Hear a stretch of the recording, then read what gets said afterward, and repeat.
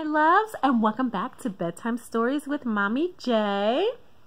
And we're going to continue with the book, The Day My Butt Went Psycho, based on a true story. And it's by Andy Griffiths, right there. And we are on chapter 1, part C, because this is a long chapter. All right, let's get going.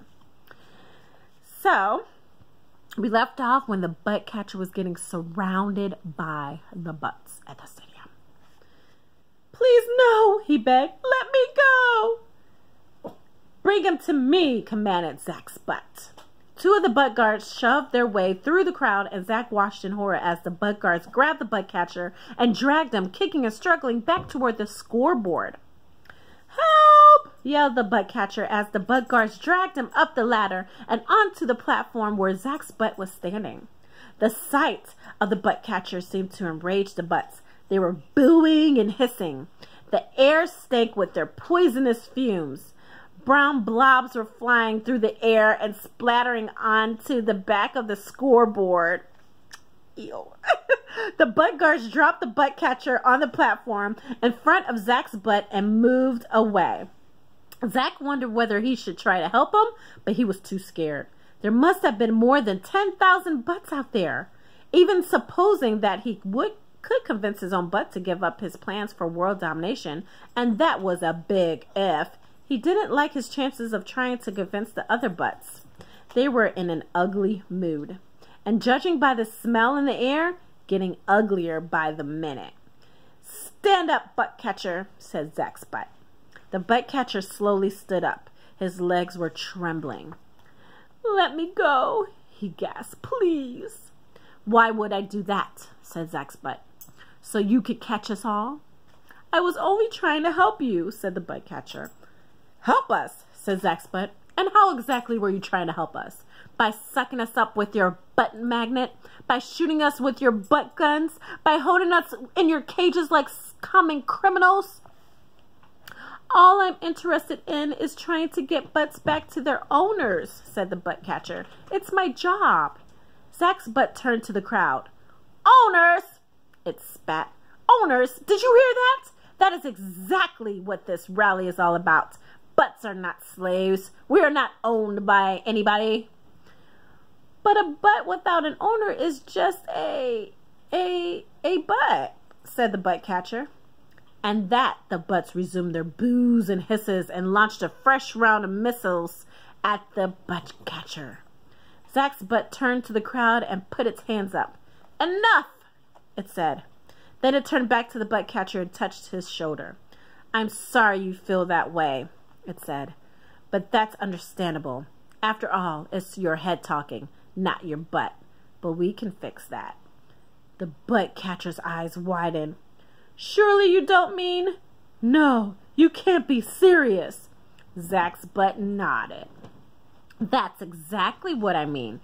But don't be scared. Think of it as an honor. You will be the first of the new order, the first to be rearranged. What do you say?" Without waiting for an answer, Zach's butt motioned to the bodyguards. They swung into action. One of them produced a pair of scissors, cut a hole in the back of the butt catcher's trousers, and removed his butt. It came out coughing. It was very white, and judging by the way it was shivering, very frightened. "It's okay, little fella," said Zach's butt, patting it. "You'll be all right." Meanwhile, the other butt guard grabbed a handful of the butt catcher's hair and began to pull it. The butt catcher yelled, "I can't do it," said the butt. "I need help." One of the other butt guards put its arms around the first butt, and they both started pulling. All of a sudden, the butt catcher's head came free. The butt guard stumbled backwards and fell over. "Well, don't just lie there," said Zach's butt, taking the head of the butt catcher from the butt guard. "Stand him up." The butt guards picked the butt catcher up off the platform and helped him to his feet. He stood there, swaying groggily back and forth, while Zach's butt attached the butt catcher's head to where his butt had been.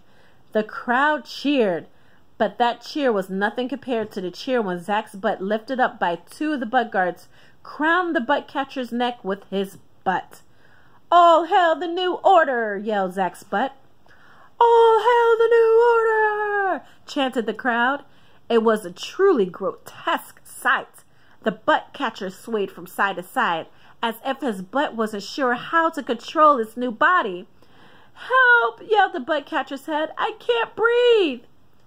"Now you know how we feel," said Zach's butt. "Guards, put his underpants back on."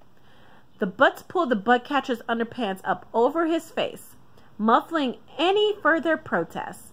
After this, Zach's butt turned back to the crowd. "This is just the beginning," it yelled.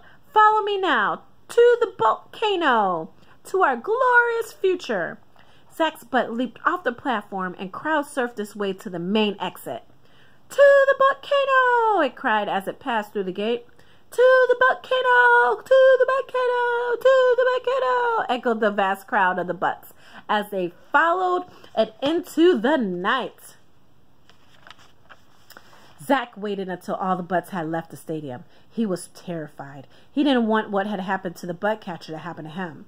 He probably would have waited longer, except that the butt catcher's body, still swaying on the platform, took a few uncertain steps forward and fell. Zach heard the butt catcher groan. He jumped out of the hot dog stand and ran to him. The butt catcher's butt was scared. "I didn't want this," it whimpered. "I know," said Zach. "I saw the whole thing." Zach pulled the butt catcher's underpants down so that he could see the butt catcher's face. He looked terrible. His face was bright red, his eyes popping out of their sockets, and his breath was shocking. To make things worse, he was poking his tongue out and making a loud, slobbery, raspberry voice. He was clearly delirious. Whether it was from the rearrangement or the fall was hard to say, but Zach knew he had to try to bring him to his senses. Zach took a can of pine-scented air freshener that was hanging off the butt catcher's belt and sprayed it near his face to try to neutralize the effects of the rearrangement. As the smell of pine trees filled the air, the butt catcher's eyeballs stopped rolling and he focused. "Zach," he said, with fresh tear in his eyes, "what are you doing here? You're not on their side, are you?" "No way," said Zach. "I was following my butt. It sneaked out of my bedroom." The butt catcher groaned. "That was your butt up there, wasn't it?" he said. "Yes," said Zach, feeling ashamed. "I thought I recognized it," said the butt catcher. "I never forget a butt." "You look bad," said Zach, quickly changing the subject. "Do you think you'll be able to catch them?" The butt catcher shook his head. "I'm going to be out of action for a while," he said, "at least until I get myself sorted out. I can't stop those butts now." "But if you can't, then who will?" said Zach. The butt catcher winced as he spoke. "Listen to me, Zach," he said. "Your butt has gone psycho. There's only one person who can stop it. Silas Stern." And we will stop right there, guys. That was part C of chapter 1. Make sure you guys brush your teeth and say your prayers. And I love you so much and miss you so much. Good night. Sweet dreams. Mwah.